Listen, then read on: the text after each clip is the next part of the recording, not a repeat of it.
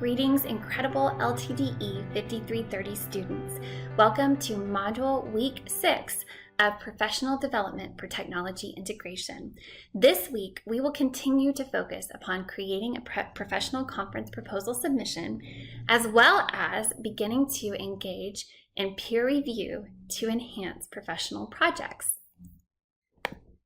Let's start by diving into the Module 6 learning resources. As you can see, we will be focusing upon analyzing coaching strategies applied within the context of an instructional setting, as well as continuing to assess the impact of collegial coaching and mentoring upon instructional design.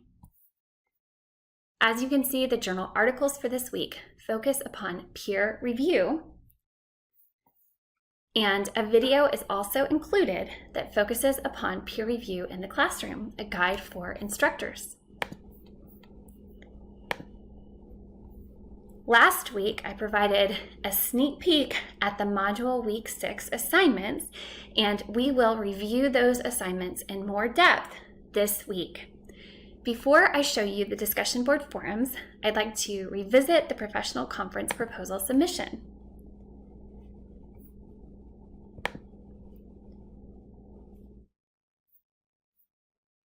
As I noted last week, this assignment will give you the practical experience of preparing a professional conference proposal submission in hopes that one day you will decide to prepare your own professional conference proposal submission in order to present at an educational conference. After taking a moment to review TCEA's 2020 Convention and Exposition website, as well as ISTE's 2019 conference, you will note that there are certain characteristics of successful professional conference proposal submissions. As you explore these sites, please make note of your reflections that relate to these questions. What characteristics do the titles of these sessions have in common? What qualities do the session descriptions have in common? Why do you think the presentations you viewed were selected by TCEA and ISTE to be included as part of their session offerings this year? And how might you transform your presentation of an innovative professional tool to the class, which was actually due last week, into a professional conference proposal submission? As I mentioned previously in the course, if you would like to utilize the tool that you presented upon as you were designing your screencast, you can certainly do so for this assignment. So your professional conference proposal submission can focus upon instructional applications of that particular tool. Or you also have the option to choose a new tool or concept entirely. The choice is yours. Most importantly, my hope and prayer is that this will be an assignment that is highly applicable to your future professional endeavors, and that you will use the conference proposal submission that you designed this week in order to submit a proposal to a future conference. So this is certainly something to think about as you design this submission. Now, let's look again at the professional conference proposal submission, which was created in a way that somewhat mirrors actual professional conference proposal submissions. You will often see that they first ask for basic information about yourself, and oftentimes they will ask for your professional title. You also will always be asked to include a title of a presentation, and you will want to select a catchy, attention-grabbing title that will capture the interest and engagement of your audience.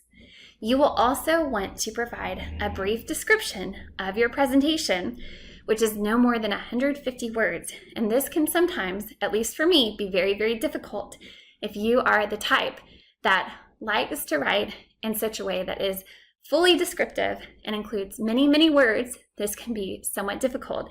And so there is a word limit for a reason.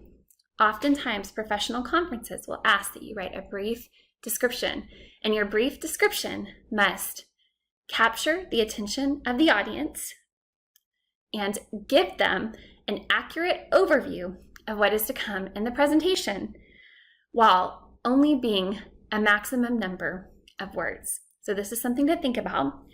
You will also want to include any special room requirements, such as a projector or some type of special connection for your laptop, etc. Please don't hesitate to reach out with questions about this particular assignment. Now let's go ahead and take a look at the discussion board forums for this week. In this discussion board forum, you will have the opportunity to discuss with classmates the aspects of successful conference proposal submissions. Again, as you explore these websites and the accepted presentations, you will want to make note of your reflections regarding these questions, the questions that we have just overviewed a number of minutes ago.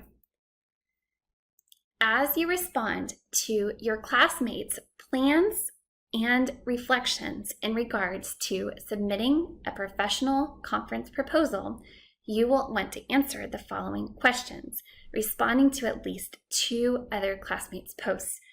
First, what are the most effective elements of their plan for submitting a professional conference proposal? What enhancements might make this plan even more effective?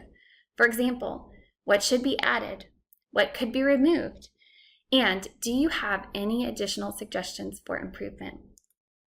This is your opportunity before submitting a professional conference proposal to support your classmates in refining their submissions.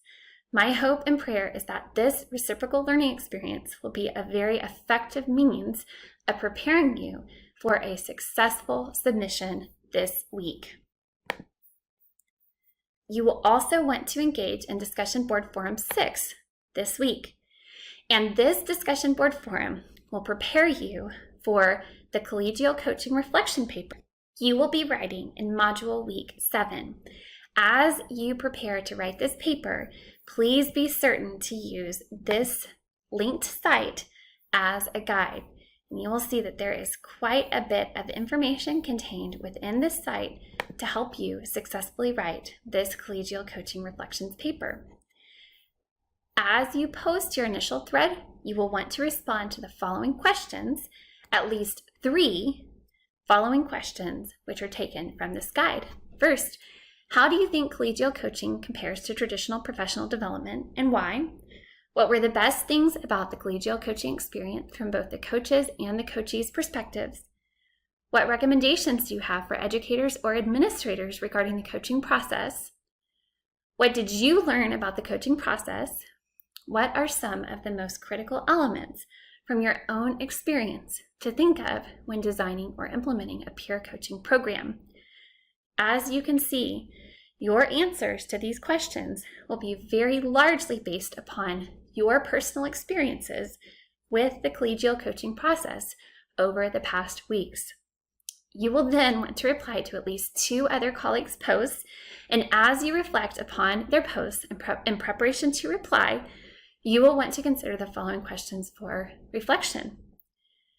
First, how do my colleagues' insights apply to my own coaching experiences?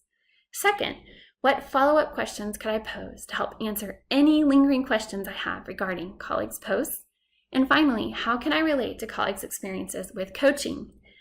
As you can see, your engagement in this discussion forum should be very practical, very applicable, and highly reflective of your personal experiences with collegial coaching over the past weeks. Please do not hesitate to reach out with questions or concerns regarding this module. It is a joy and a blessing to learn alongside you, and I'll look forward to seeing you online this coming week. God bless you all.